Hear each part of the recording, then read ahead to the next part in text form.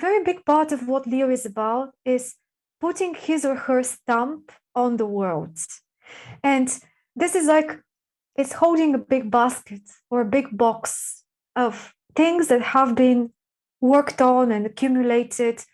Well, good or bad things. Maybe the person wasn't too successful up to the stage of Cancer, and there were lots of complexes accumulated as well, lots of problems, doubts, and missed steps and things like this.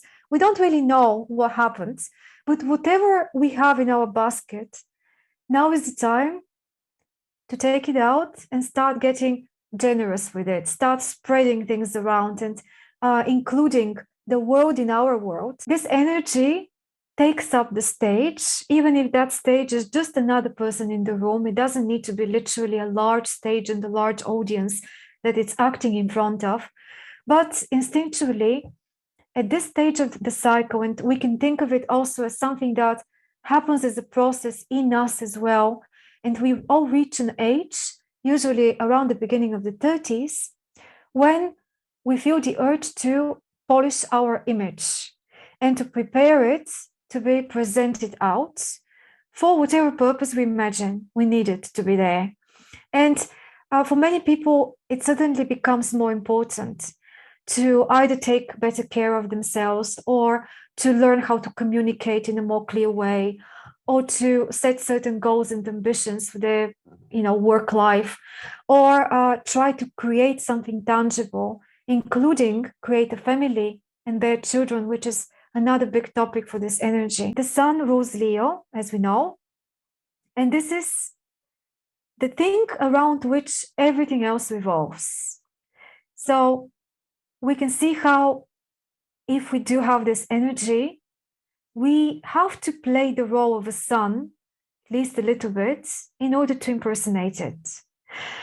And the sun is this greatest autocrat of the solar system, the one that gives all the energy to the rest of the planets and actually animates them, gives them life. If it disappears, they're going to fall into space because there will be no gravitational pull to hold them to something. It's so important to think of our own suns, the suns in the chart, as this same principle of something that keeps you together in a way, keeps all your other energies together in something which is a cohesive whole, which can call itself an individuality, give itself a name, or at least have a vague idea of what you are and what you're about, even if this changes over time. But there is always a certain core, a certain center, which never changes, which is always there, and which always needs the same kind of energy in order to feel alive, to feel motivated. And this is our sun. Maybe the single planet in the chart that can never be disregarded, that it's always working, because the other planets have this tendency of sometimes maybe being switched off temporarily, because we're giving concentration to something.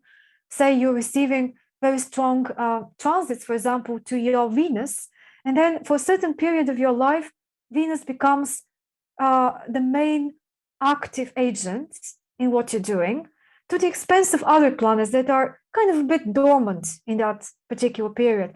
Then eventually their turn will come as well to become very active and to show what their energies in you are capable of.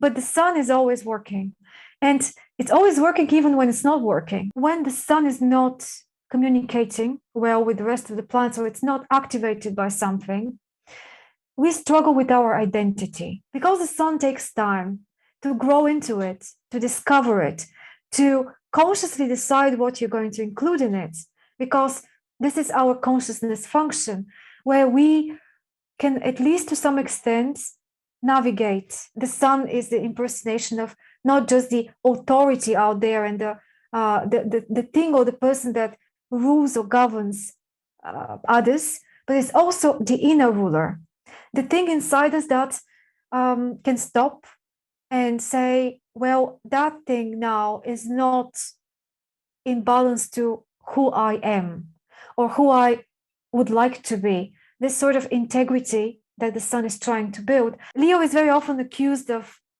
another form of superficiality, or this little Napoleon syndrome or complex that is so famously spoken about, of eventually having too much pride and too much ego and not knowing how to balance this, and starting to take yourself too seriously. In one way or another, Leo is always a performer.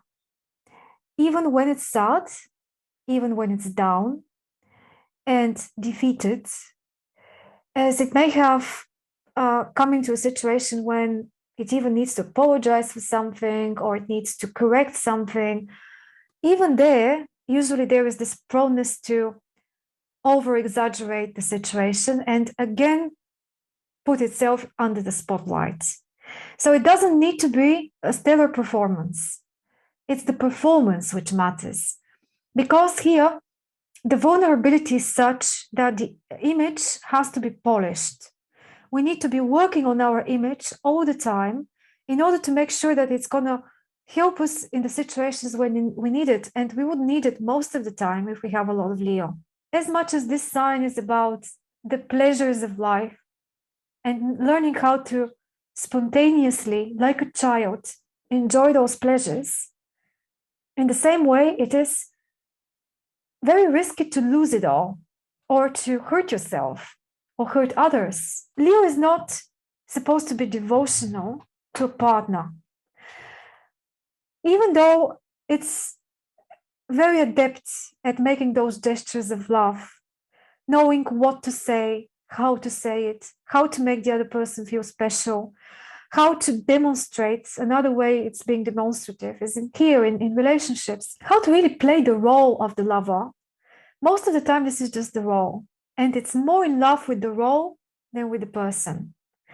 It's not like it doesn't like the person or it doesn't love the person, but that's a bit secondary. This is a sad fact for someone like me, who is a Scorpio and wants to create this soulmate ideal in my mind. But if I want to have that ideal, I don't think someone with a lot of concentration in Leo will be the right person to realize it with. Yeah, as this energy requires something else. It still requires more freedom than commitment. And it really needs the relationship also as a form of a stage in which it can play its own individuality.